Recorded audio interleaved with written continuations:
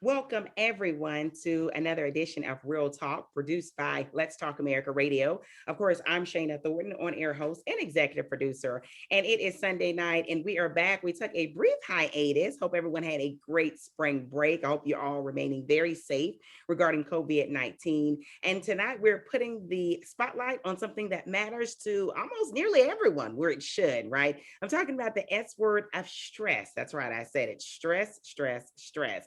And it comes in so many different forms. And if you're saying, well, this isn't the episode for me, I'm going to keep moving down the timeline. I assure you that this is the conversation for you because everyone at some point experiences stress, be it on a job, a relationship with your kids, whatever is going on. Now, I'm no expert, but here on Let's Talk America Radio, we seek the best and the brightest. And I'm so excited and honored to have someone, it's her debut here on Let's Talk America Radio, talking about the one and only acclaimed clinical psychologist, Dr. Chloe Carmichael. Dr. Chloe, welcome to Let's Talk America Radio. Thank you, Shayna. It's great to be with you and the Let's Talk America community. Thank you. Super excited to have you on because we're going to talk about a topic that so many people know a lot about. Some may know a little about, but I think everyone at some point has certainly experienced it. But before we get started, there's always a tradition here on Let's Talk America Radio where we ask our exclusive guests to really talk briefly for the next 2 minutes about your journey, what got you here, right? Because we have so many fascinating guests and so many different reasons and inspirations behind why they came to their point in their career. You're a clinical psychologist. What started all of this? Sure. Well, I started a long time ago, longer than I care to say. We'll just leave it at a long time ago as a yoga teacher. And I was teaching private yoga lessons. And you can imagine people who take private yoga lessons tend to be kind of driven and focused. And they wanted me to help them with their stress, actually. And I was working with all these, yoga and meditation and training them. And I realized I was getting really into the meditation part and the mental part and the changes that they were making in their lives.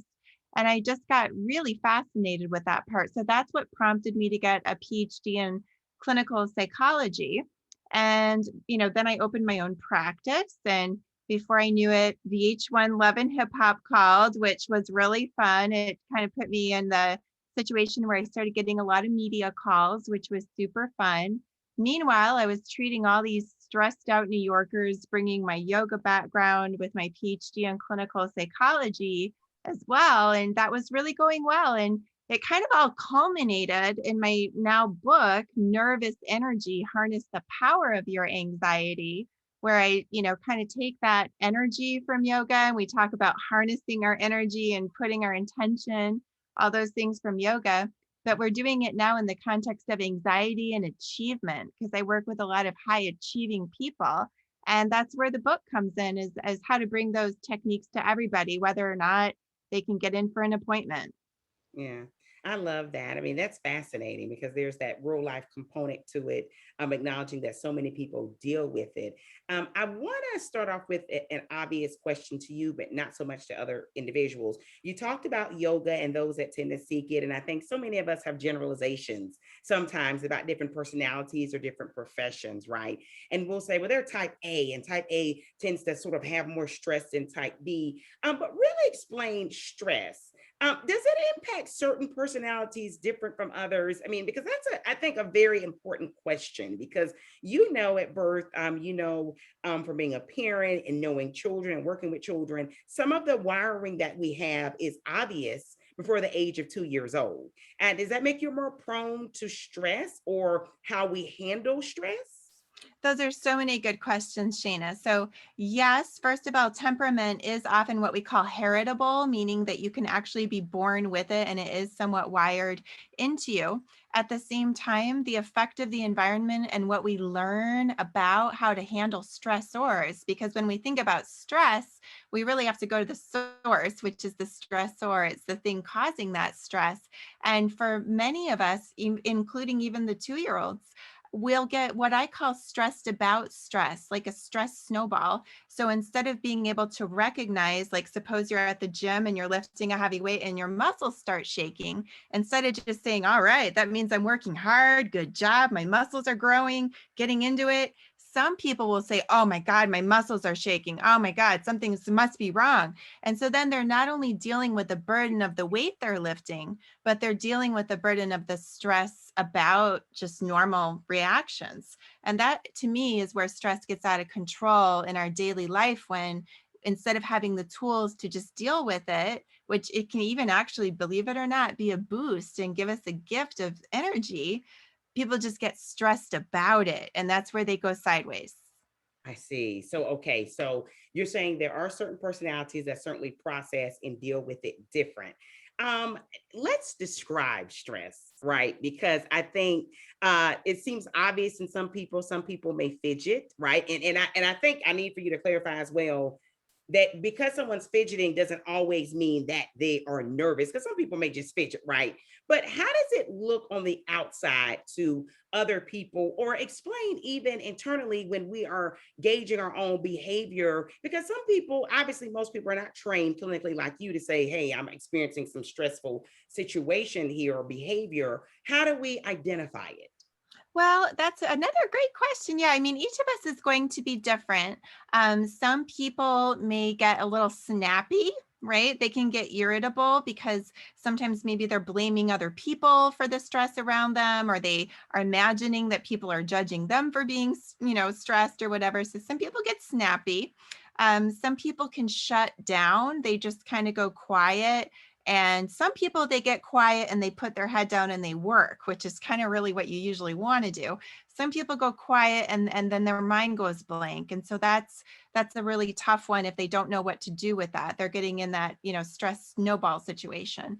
Other people, will do other really good coping mechanisms, whether it be, going to church or reaching out to friends. But to get back to your original question, how do people respond to it? It's basically that fight, flight, or freeze, right? So we either lean in and deal with it, sometimes a little too aggressively. Sometimes we take an escape method, which could be healthy, take a little space, or sometimes we go off the deep end and escape too much, like we just block it out and have too many martinis. And then there's also the fight, flight, or again, freeze, which some people, they just get frozen and go blank. I see. So there's a fight or flight. And is it fair to say, because often my father would say, you don't really know how you will perform under stress often until it happens. Is that true? My dad has that adage in his head from living over 70 years, but you would say that is true. I mean, because you know this as a clinical psychologist. I don't need to tell you this more than anyone. There are things that are theoretical, there are things that are conceptual that we say, well, if you train this and you take leadership classes and you're preparing for the worst. But do we always have to necessarily go through certain situations to really know, I'm going to say this, our resiliency of what we're made of? Mhm.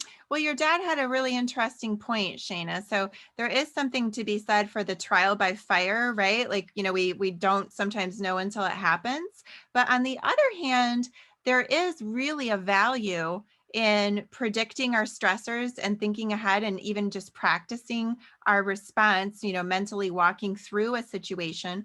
Also, even going back to review how we've performed in the past helps us to learn and do better next time. That's why, for example, NFL players will watch their tape, even though the game's over, they can't rethrow the pass, but like they'll watch it anyway because they learn, oh, I always go left. I need to just, whatever it is that they learn. And if you do that, I know I sounded a little yoga here, but really with an open mind and an open heart. And I say that because you can't be too hard on yourself. That's what Okay, stops growing, is if people get too upset that they threw the pass a little to the left, it becomes too painful to watch it. They get too upset. They don't even learn. They're not calm enough. So we have to be able to have that open mind and open heart and watch it and see it and learn from it.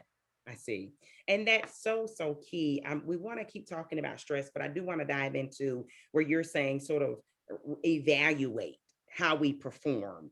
And let's horn in on that, because so many people, Dr. Chloe, will go through situations. Some they may have expected, some things you might not expect, right? You can't control what a partner or a boss or someone is doing to you, right? And you're sort of left with it. And so many people have this thought of just move through this, just push through. But are you advocating that at some point, right, that in the midst of getting through, and even if it's a grief period, if there's a split of some sort of separation or breakup of a relationship, that we do need to evaluate perhaps our behavior, how we performed in those situations that may have led up or just sort of resulted in those type of situations? I know that's very broad because we can say No, that. no, that's really, again, and such an excellent question, because a lot of really resilient people are actually very good at powering through, right? We can just, kind of get through it, and that's actually quite a skill. But it is important, I think, not only to just, look back and evaluate from like a performance perspective, but really also from a self-care perspective, because although again it is a skill to be able to just power through, say, really tough situations and do what psychologists call compartmentalizing your feelings, where sometimes we have to put our feelings aside and just do what needs to be done. What we need to do afterwards, when the dust settles, is to review that situation again, even not from a performance evaluation necessarily, but even just to evaluate, like, wow, what were the feelings I went through? Do I need to just take a deep breath? How can I help myself decompress? Or was there somebody mistreating me in that situation? And for whatever reason, I couldn't address it then and there, but I now need to recognize that my anger is guiding me to take a healthy action to reset that boundary, or whatever it is. So again, high functioning people, high performing, intelligent, driven people, which I'm sure Shayna is you and much of your audience. It's a skill that we can get through it and power through, but we owe it to ourselves, Yeah. not only for our knowledge, but for our self-care, and make sure we don't burn out, to unpack those feelings and address them. Yeah, and such a great point. And I will dive in on this, even if it's saying, because you were saying I couldn't address those feelings and emotions then, but maybe even evaluating why sometimes people stay longer than they should, right? I mean, because there are people that may deal with habitual stress in a situation, be it on a job, a dating relationship, a marriage, probably longer than what a clinical psychologist like Dr. Chloe would say is healthy. And do you think it's important that women or men ask themselves, well, why did you tolerate that habitual behavior? That is so true. So again, frustration tolerance is actually a skill. We want to be able to have a certain level of frustration tolerance. Otherwise, we'd be that person that has a hissy fit every time, that they don't have my skim milk, right? For my latte. So we have to be able to have frustration tolerance. But as you pointed out, it can go haywire to the point where we're actually tolerating things that we shouldn't. And that actually, again, does get back to the value of tuning in to some of your emotions. A lot of, again, very mature, high functioning people, they're like, well, I don't want to get stuck in the weeds, and I'm just going to let it go, and I'm going to be the bigger person. And that's true, and that's fine. And you can choose to be the bigger person, but you can still reset your boundaries and say, well, maybe I just don't want to spend as much time with that person. Or maybe that, irksome feeling I have about being mistreated at my job, maybe I should take that out on a LinkedIn search, like that's what that energy is for. That's why I called the book Nervous Energy, Yeah, Harness the Power of Your Anxiety, because that anxiety is not something to be tuned out or just calm down yeah. necessarily. Sometimes it's giving us a gift of a little zing that I we can point in the right direction. Yeah, a little bit of motivation in this Mhm, sense, right? Because if the exactly. situation is so horrible or hideous from that person's perspective, right? Dr. Chloe and Shayna may agree or disagree, but the question is, what are you going to do about it? Right. Mhm. And treading water may not be the healthiest. Thank you, everyone, for tuning in. You are watching Real Talk presented by Let's Talk America Radio. I'm Shayna Thornton, on air host and executive producer. I have the honor and pleasure of speaking with someone you've seen on the television tube. She's the one and only Dr. Chloe Carmichael. She is a clinical psychologist. We are breaking down stress. How do you manage it? How do you deal with it? Dr. Chloe, you've done an amazing job of describing stress, right? That happens, the fight or flight syndrome, how people process it. Some stay longer than they should, and vice versa. But let's talk about properly managing it. And I say properly, right? I want to put emphasis on that because and I know there are people that turn to other things to handle it. And you're a psychologist, I'm not, but we all have heard or know people who've done alcoholism, who've suffered from it, or drug addiction, or even maybe other types of addictions out there to cope with stress. how do we in a healthy manner deal with stress? And give us some pointers when we should be aware that we're not dealing with stress in the proper form, because I think the obvious is the drugs, the alcohol, maybe behavior, sexual behavior that seems dangerous. Those are the red flags that seem obvious to everybody. But I hear there are some sneakers, if you will, that will sometimes come through a back door if it's not almost dealing with stress by obsessing over weight or food. There are other ways that it can come in, but we often put it to the side and say, well, that's not a problem with me handling the stress, right?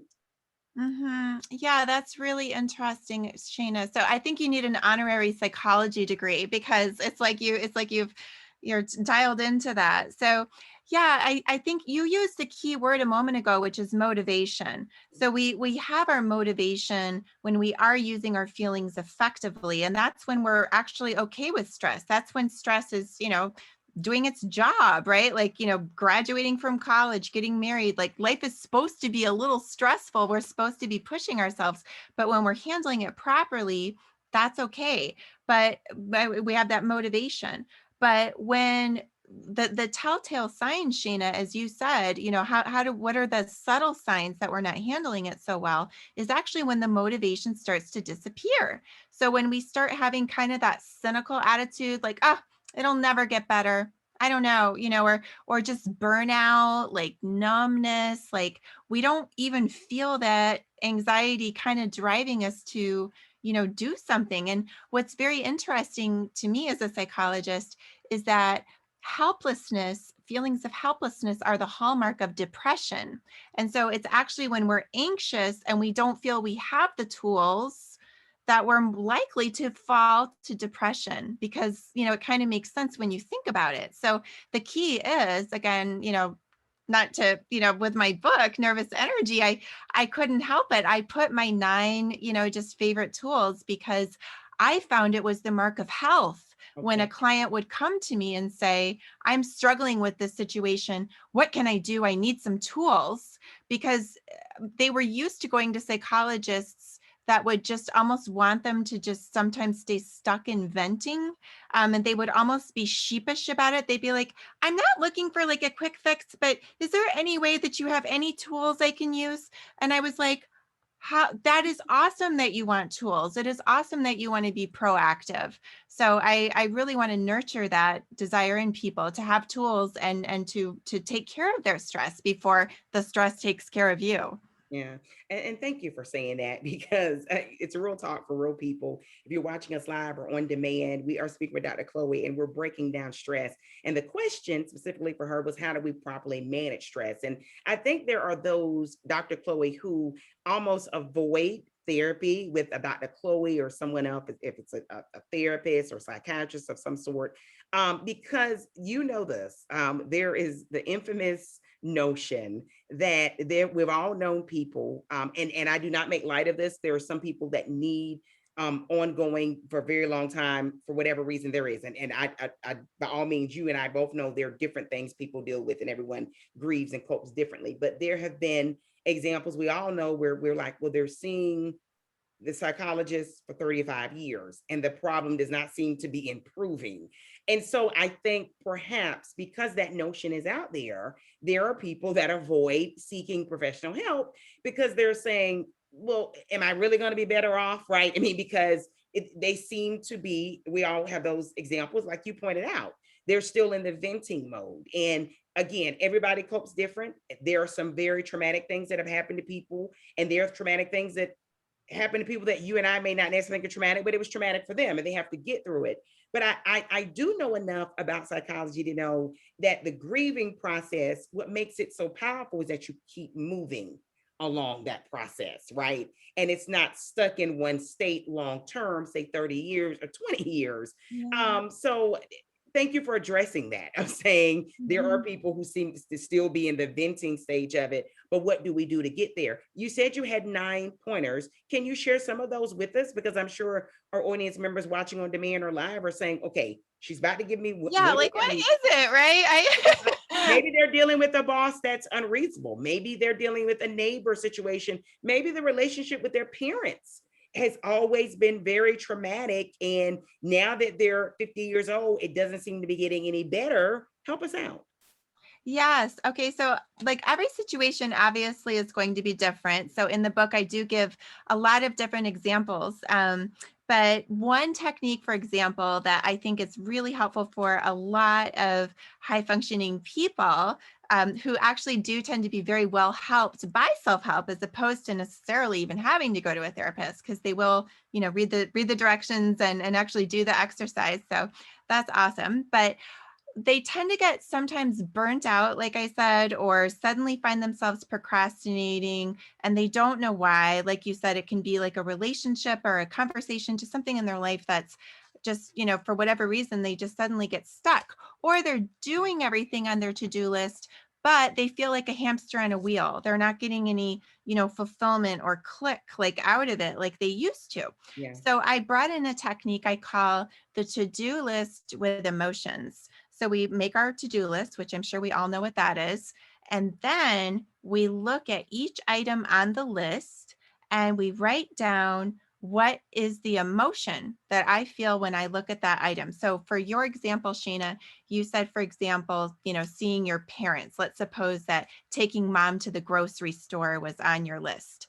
And you just looked at it and you just felt like this clenching feeling in your stomach, or whatever was your tell that there was something wrong there. And you would ask yourself, well, what's the emotion I feel? And depending on the situation, I'm just making these things up, but let's suppose it was anger, because maybe mom always makes inappropriate comments about the way that you're putting yourself together or whatever. So then the feeling is anger and the reason. Then what you do, because I never like to leave people just stuck sitting with negative feelings. Then what we do is we say, well, what is a behavior I can do about it? What is that awareness teaching me to do?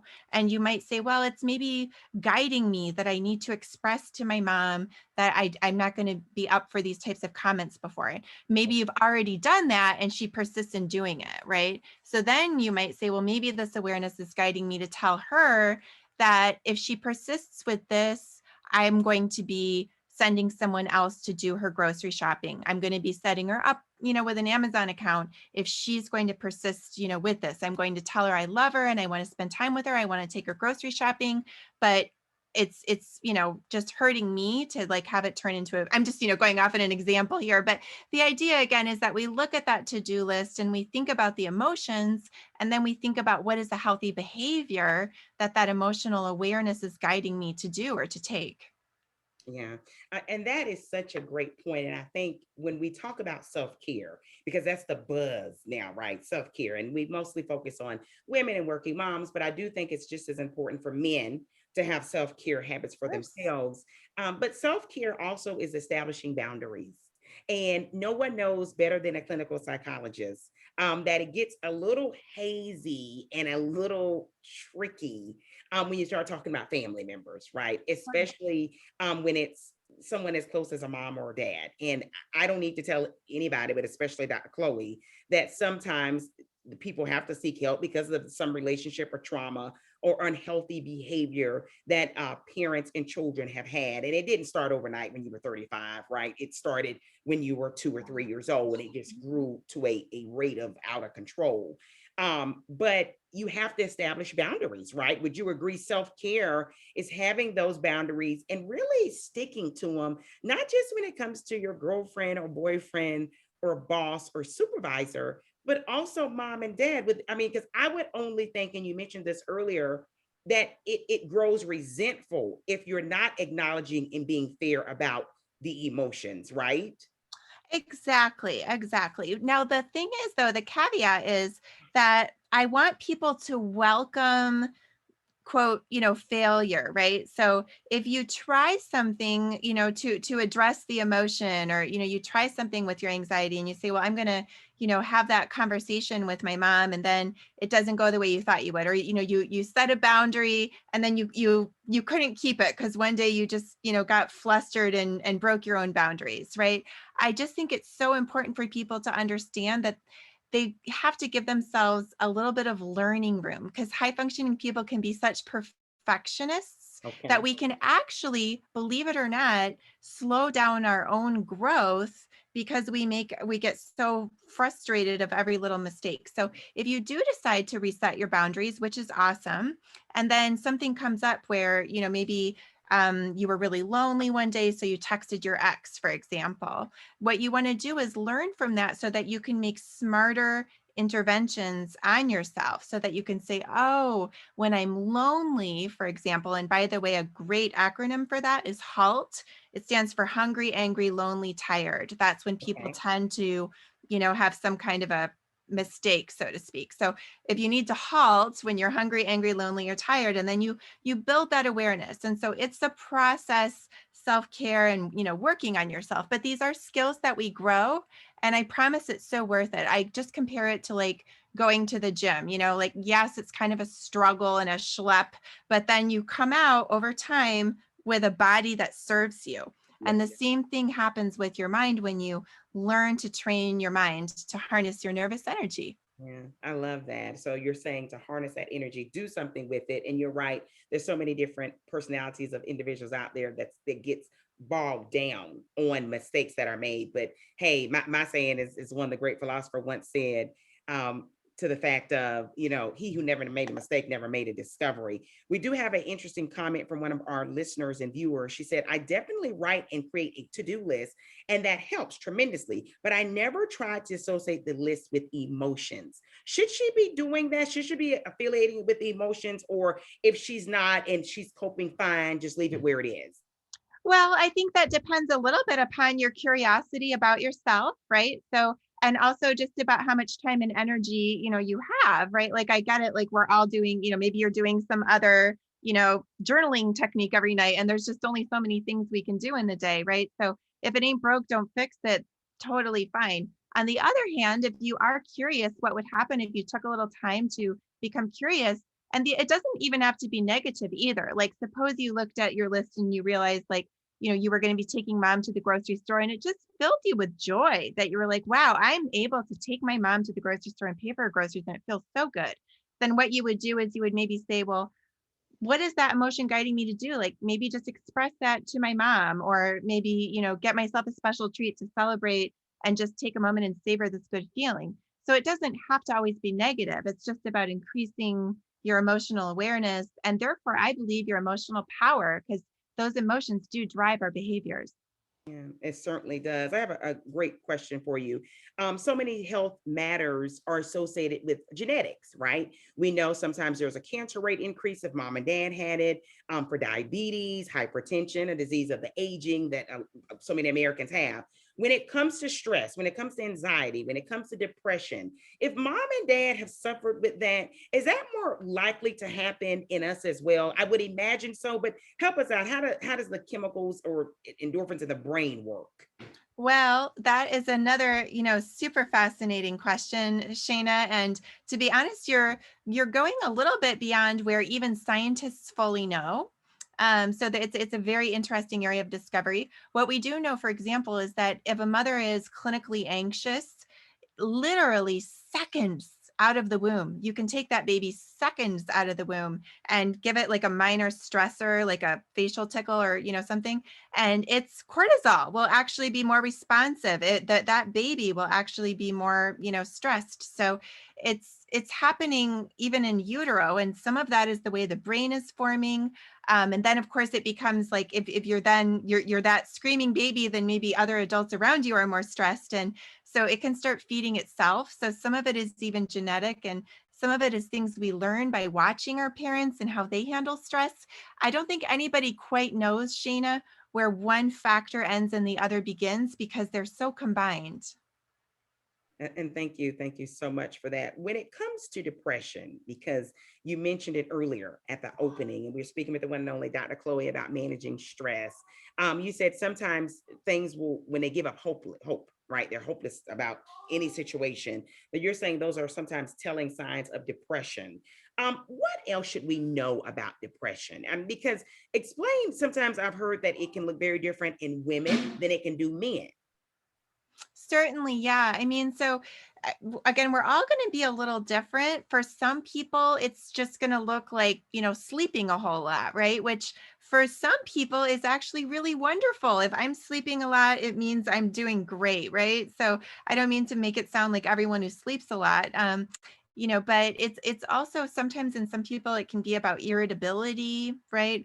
But one of the factors that I think is important to know that is going to be a little bit more universal is the 2 week mark. So, that's one of the kind of cutoffs, right, in the DSM, the diagnostic statistic manual that clinicians use is you can tell the difference. We start really thinking a little bit more about depression if it's been more than 2 weeks, because we all do get into funks and there's nothing wrong with being in a funk and we don't want to label ourselves. But if it goes on for, more than 2 weeks and, you're starting to even question your self-worth or struggling to find the motivation or the drive to even work on your problems, that would be more of the concern about depression.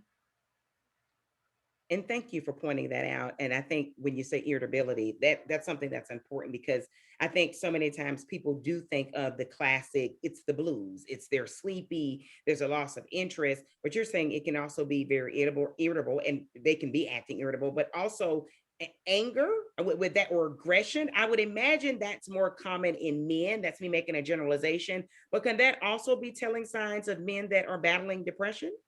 Yeah, so sometimes it can be expressed through irritability. So another way to think about it is what psychologists call the negative cognitive triad, negative thoughts about the self, the world, and others. And so, certainly anger, would fit in that package. And men, probably would be seen expressing it that way. Whereas, women though, we can have our little poison pen emails or our, snippy tongues, or, we can cut with our words. We can express our anger as well. So I just don't want us ladies to feel like we're off the hook on that, because I know we can have our anger too. But for me, what I love is I love to catch people before they get to that place, because even that anger and that irritability, I think that comes from a person who's feeling exasperated, that they don't feel like they have any tools to deal with their situation. So for me, that's why I actually, in my practice, I'm on sabbatical from offering psychotherapy right now because I'm so excited about the book and I'm doing master classes and things. But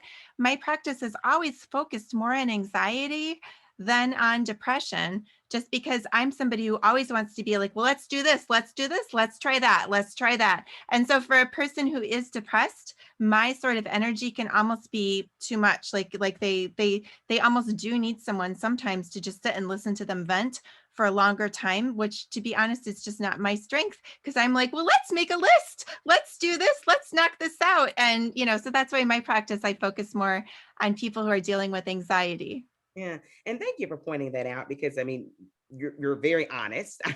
I've never met a clinical psychologist who would acknowledge that because I think you know this, right? So many health advocates and health experts, not all, but some will say, "Well, I've treated that, and that's fine. I can do that." You're saying you know your strength. And you know where you've had the most success and you're most effective. And those are individuals with anxiety and not necessarily long term depression, which is so key. I do want to touch on two great points before we wrap up, but anxiety and depression. Let's talk about situational anxiety and situational depression. Those are some buzzwords I've heard many people say in the last 2 or 3 years of doing this. They're saying, well, there's a difference between someone who sort of has dealt with depression or anxiety for a long time and those individuals because they're going through something traumatic, maybe a divorce, or maybe a child who's sick, maybe it's something has horrible happened, like a tragic accident. So they're dealing with it in those terms. But is it true? Is it such thing as defining anxiety and depression as situational? 100%. And I mean, especially this past year, hello, COVID, hello, pandemic, we've had a kind of an insane year. And I think it's actually essential to remember that that is situational. So if someone might come to me and say, I feel like I'm upside down. I feel like the world's going crazy. I'm like, well, you know what? That's actually a healthy awareness, right?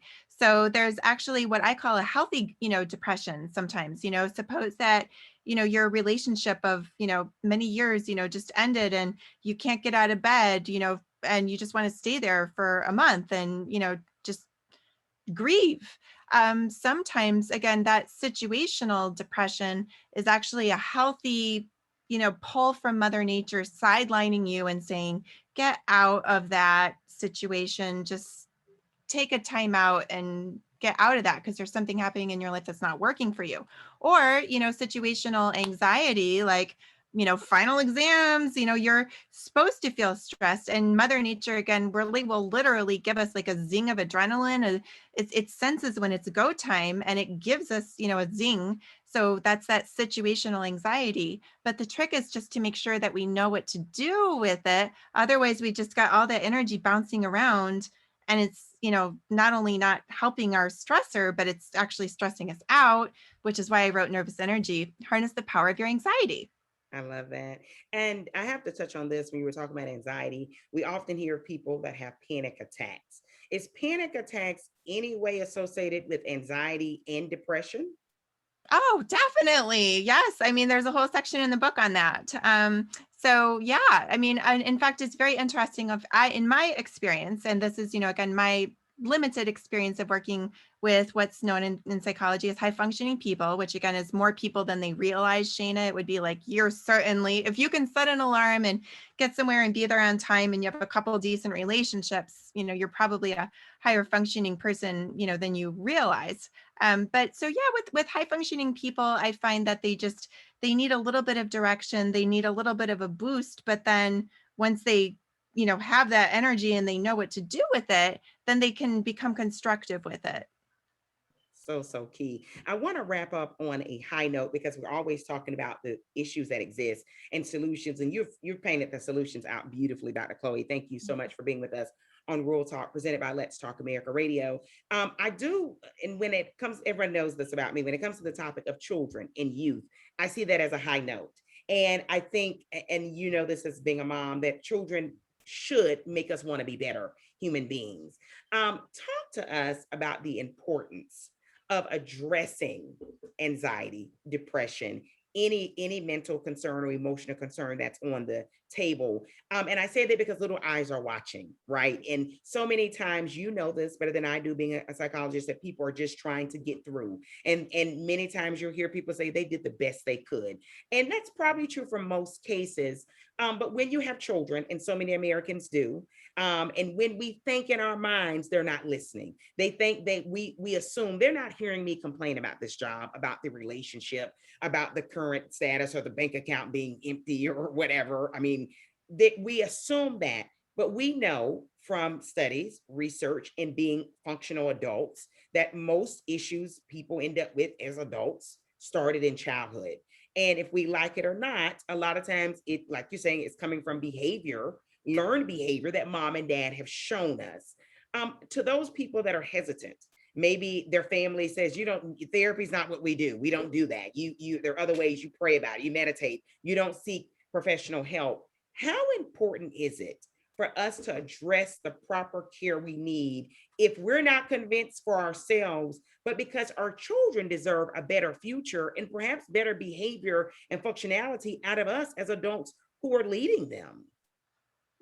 Well, Sheena, I'm a mom myself as well. And so this topic is really near and dear to my heart. So, you asked so many really good questions in there. I'm going to try to kind of get to them all, but if I miss something, I'm like taking notes, trying to keep up with your questions, because I love it. It's really, it's such a meaty question. I do think, as you're, kind of getting at, that it's important that we totally want to take our children to see a therapist if they need it. We don't want to hesitate if they need it. Certainly if there's any, talk of, thoughts of harm to self or others. And as you said, it can be very hard for parents if on some level they're facing in their child something that came from themselves. But as you said, we don't want to hesitate, to take them in for help. At the same time, we want to normalize that you can have some intense feelings. You can have some intense anxiety. You can have some anger. It doesn't mean, that there's something wrong with you. Sometimes it's just about, wanting to talk to somebody other than, quote, your parents. On the other hand, again, yet the other hand, we sometimes want to guide parents into having more conversations.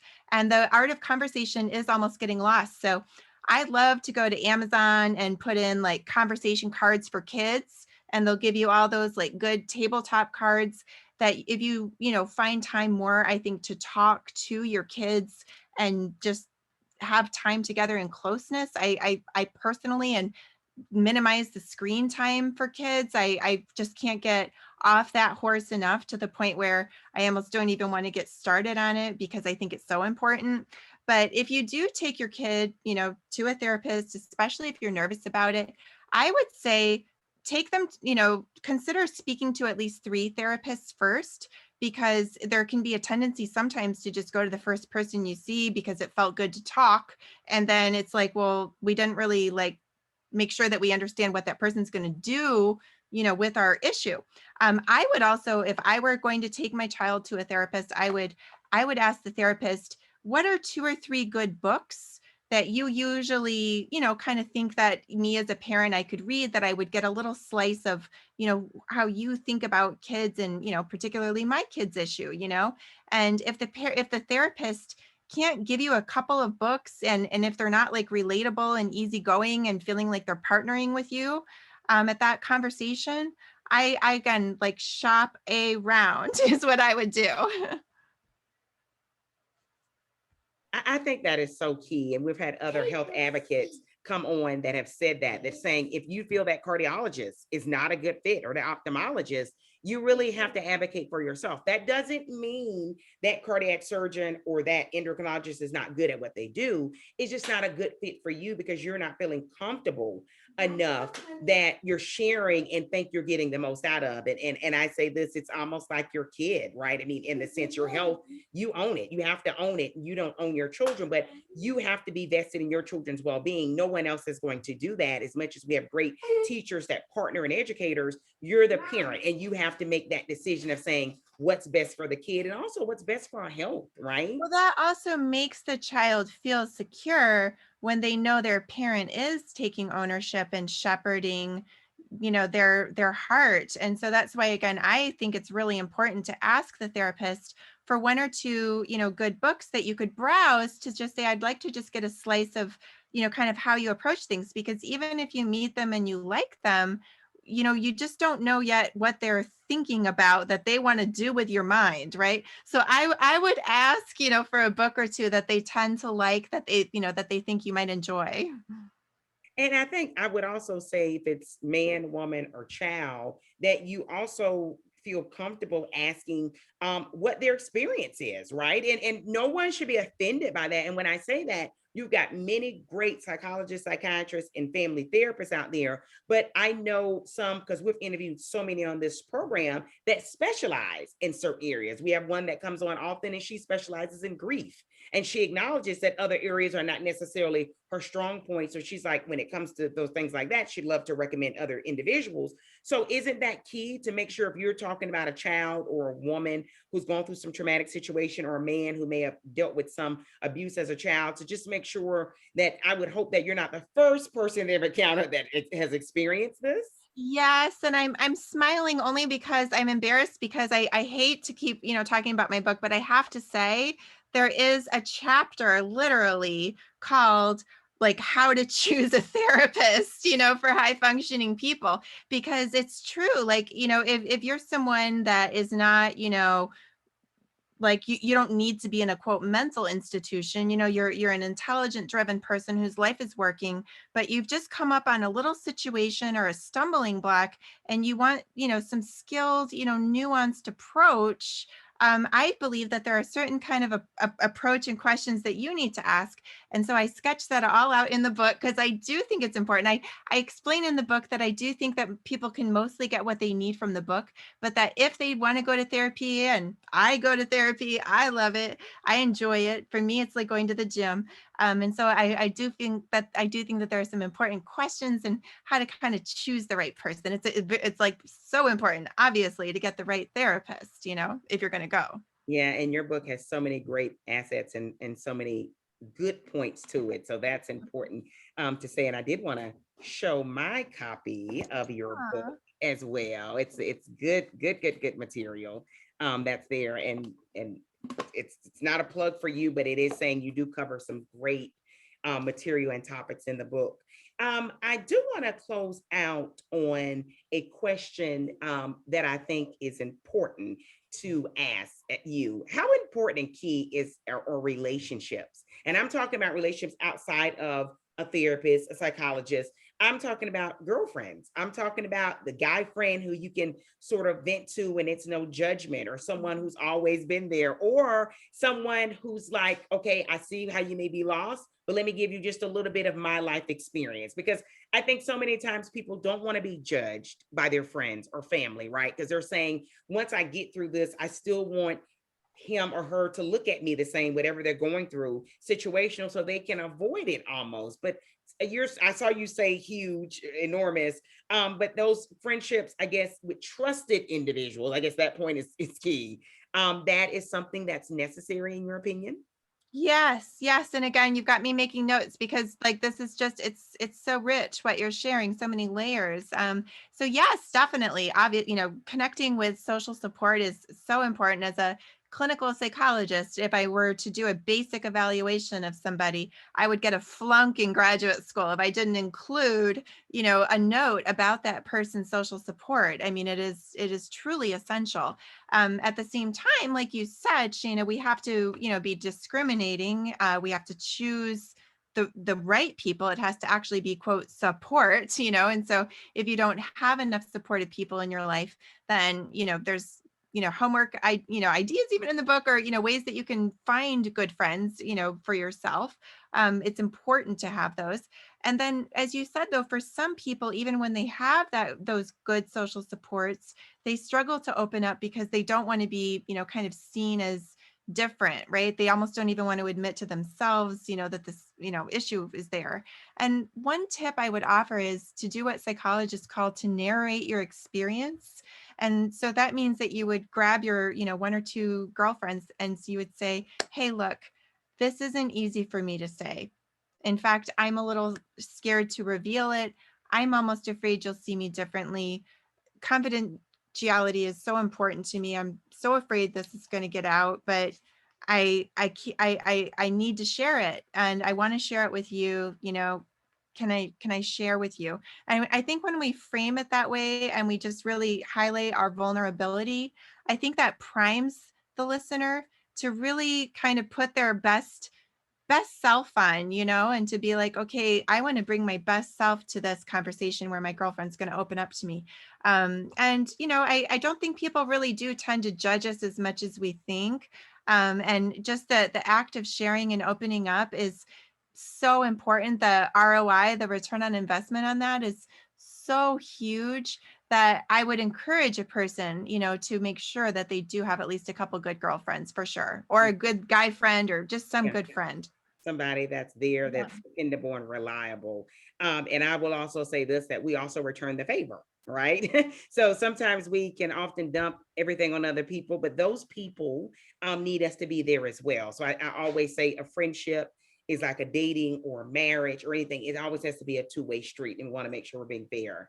You are so correct. And in fact, by leaning on others, we actually make them feel more comfortable to lean on us. If we keep that perfect image up too often, many studies have shown that even something as small as asking to borrow a pen can actually cause somebody to read you as like more friendly, and like they're then more willing to ask you for a favor. And then it brings people closer. That's so, so key, because after all, we're all human and we all have our flaws and our vulnerabilities and insecurities, if we want to mention it or not. It's so, so true. And it's nothing like knowing that human side is there. On Let's Talk America Radio, we cover the human topics that impact you. Before we cover where they can go to gain more information about the book and you, Dr. Chloe, last question. For those that have been living with anxiety, say maybe the last 20 years or the last 2 or 3 years, is anxiety something that it's almost like diabetes in a sense, that, or heart disease, they'll have to learn to cope with it all their life, but just learn how to manage it? or can anxiety, in a sense, go away? You have the killer questions, Shayna. So you asked my favorite question, really. Okay, so we actually do not want to get rid of anxiety. So no, it is not like diabetes, right? I would say anxiety is more akin to body fat in the sense that we do not want to get rid of it, right? There is a tendency on some people's part to think, oh, fat is bad, let's get rid of it, or oh, anxiety is bad, let's get rid of it. Whereas actually we want to manage it, right? We don't want to have too much of it.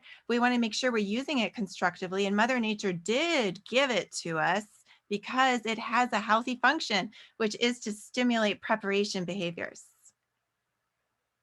I see. So you're saying we just learn to manage it in a healthy form. And Yeah, I mean, I would even say like use it. Like, you know what I mean? Like manage it still kind of makes it sound like a problem. Like I would say use it, and I think if people use it effectively, that's how they expend the energy of it and it doesn't just stay pent up, making them tense.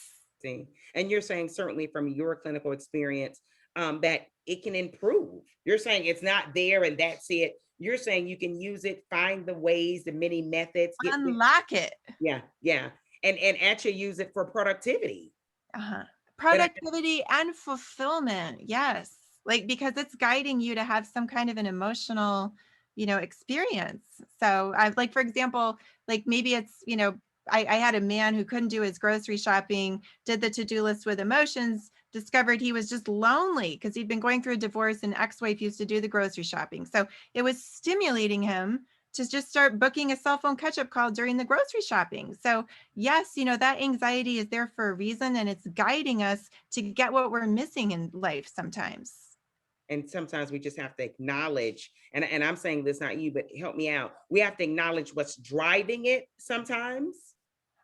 We must, yes, Okay. exactly. We want to make sure we don't miss the message, right? We want to see what's driving it. And sometimes there's nothing driving it. And Okay. that's the perfect time. And we have these techniques in the book too, to just pull out some pure relaxation techniques to just slow your body down and your mind down. That's well and good to do sometimes, but it can't be your only tool because what if you're stressed because you have a big meeting like tomorrow and you're supposed to prepare. You're not supposed to bliss out, you're supposed to prepare. But sometimes we do just need to learn how to bliss out like after the meeting is done, but our body is still acting like it's in the battlefield. We need to calm down. We can do that too. I just like to have a good full toolbox.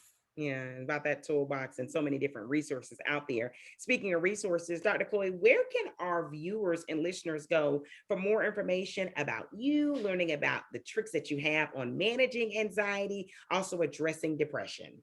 Sure. So nervousenergybook.com will tell them everything they need to know, nervousenergybook.com, or you can just pop over to Amazon and get a copy. It's on Audible and paperback and everything.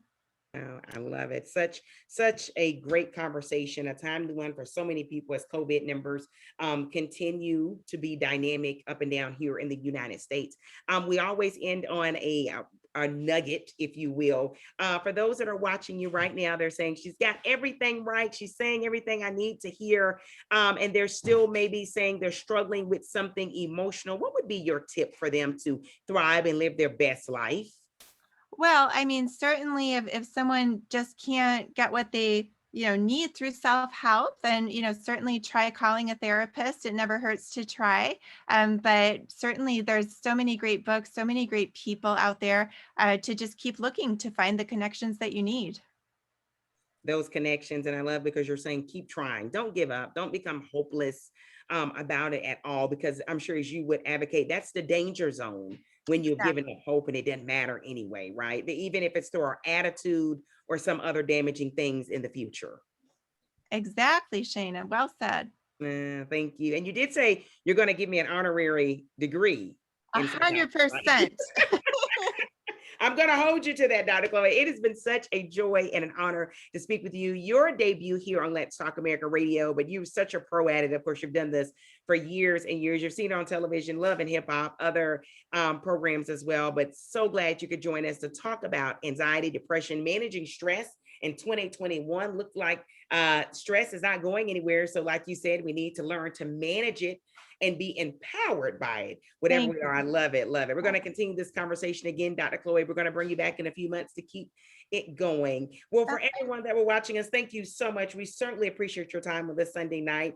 Do us a huge favor, tag someone you love, a coworker, anybody who's always interested in improving themselves. We would love for them to certainly witness and hear what Dr. Chloe has shared with us tonight on Let's Talk America Radio. If it's your health, education, your kids, if it's a diagnosis, if it's new politics or laws, here at Let's Talk America Radio, we want to cover all of it to keep you informed. You have a very busy life. We acknowledge that, but you still have the right and you should stay informed because, after all, you don't know when anxiety, panic attacks, depression will affect you, as Dr. Chloe so gracefully painted a picture of today, that so many people do live with it, but they can live a productive life if they learn the tricks of the trade to manage it. And I know you don't like the word manage, Dr. Chloe, but to really just be empowered by it. I think that's probably a better word. Thank you so much, everyone, for watching Let's Talk America Radio. We will be back on again very soon. You can check out our schedule by staying in touch with us on Facebook at LTA Radio, or check us out at ltaradio.com. That's ltaradio.com. Use our hashtag LTA Radio. We're out there. We're even on TikTok. We're on Instagram. We are on the fabulous Facebook. We're on Twitter as well, and LinkedIn. Okay, everyone, stay informed and please continue to mask up and please be safe. COVID is still here. Many of you know the new variant is out there, and we want as many of you to stay safe and healthy as possible.